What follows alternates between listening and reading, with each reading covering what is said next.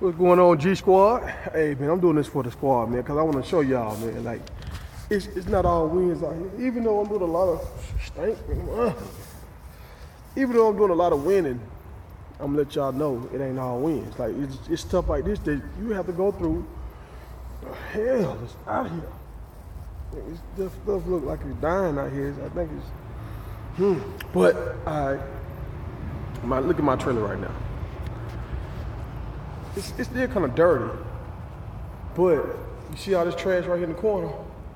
It was real nasty looking when I pulled up to my shipper. I picked it up last night. It was snow all over the ground. I couldn't really get in it and clean it out like I wanted to because there was pellets all back there. I was like, you know what, I'll just clean it up tomorrow. I forgot about it. This morning I pulled up. There was a line in front of me. I jumped out, picked all that stuff up, and I took a little piece of plastic and wrapped it all up so it's one little compact ball. I'd rather do that than have these folks tell me, hey man, you gotta go clean your trailer out. It ain't no trash can out there, so they're gonna tell me to leave the property. I gotta go down the street to a truck stop, clean my trailer out and come back. I don't wanna do that. So I'd rather just jump out real quick, try to clean it up the best I can, so they'll let me go on through. And they did that, they passed me on through, right? So I'm trying to tell y'all, man, because I was going to make a video, like I'm going to Cuba, right? My Cuba trip is getting paid for by my credit cards. I'm making money the whole way. I told my old lady she was kind of like a little discouraged, like, because I said, look, I was going to come to the house and we could have drove down there because we're going to fly out of Orlando. I said, I'm going to try to set it up to where I can get a load going there. And she was like, oh, come on, we're going to drive the truck, man. But guess what? I got a load paying $2,100 going down there. So, yeah, we finna drive the truck. And I'm finna come through the house, sit up for a day, get everything set up. We driving the truck down. My credit card's paying for the trip. My other credit card paid for the flight. And I'm going to try to come back up with a load. And I'm telling her, because she got a business on the side that she does, like, trip planning and all that kind of stuff. I'm trying to show her to look how we can use all these receipts, the hotels and all this. You can write this off on your taxes because this is what you do. You come down here to see if Q was safe enough, or you can bring a bunch of women down here.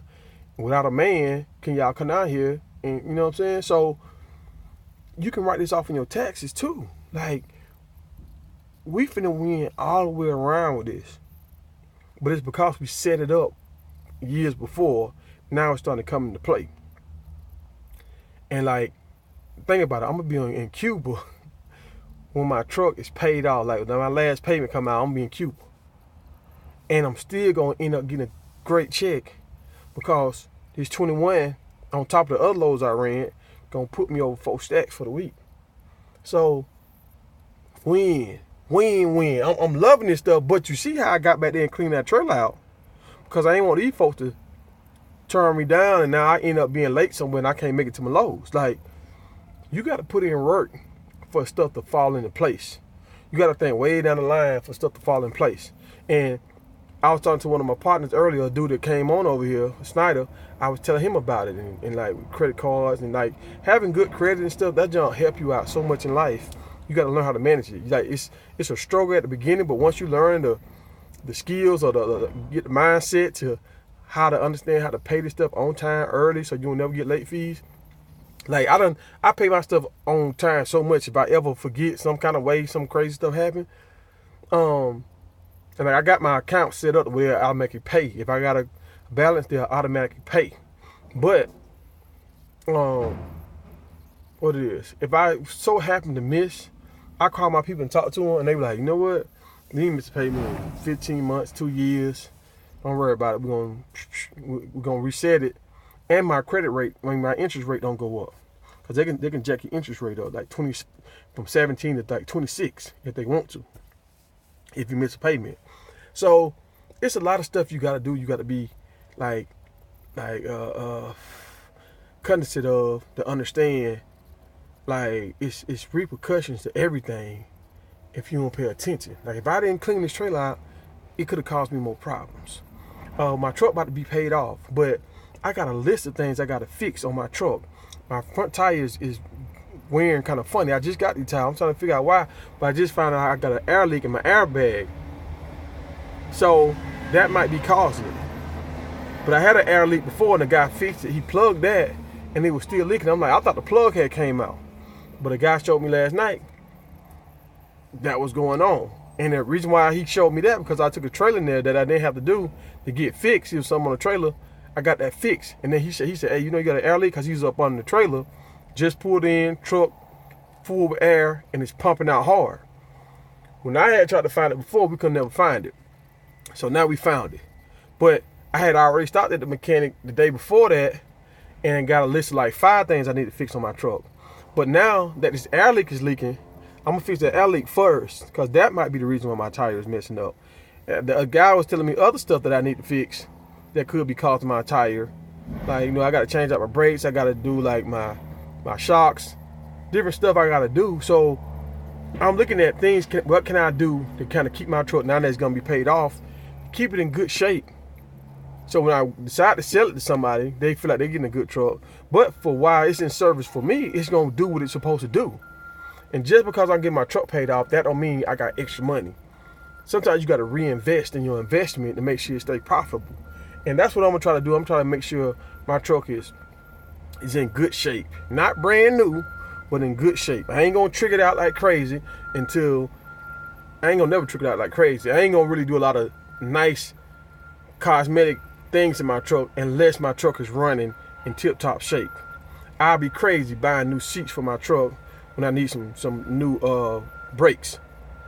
You know, I'll be crazy trying to put chrome on my truck and trying to change out my speakers so I get better quality before I get my my oil pan gasket is like leaking or something. So I gotta get that fixed. And so I gotta get all that done first. But I'm gonna try to get that stuff done while I'm in Cuba. So once I get back, my baby ready to go. You see what I'm saying? I'm trying to set it up to where it don't stop. We keep making money, but while I'm doing other stuff, I'm still getting stuff done.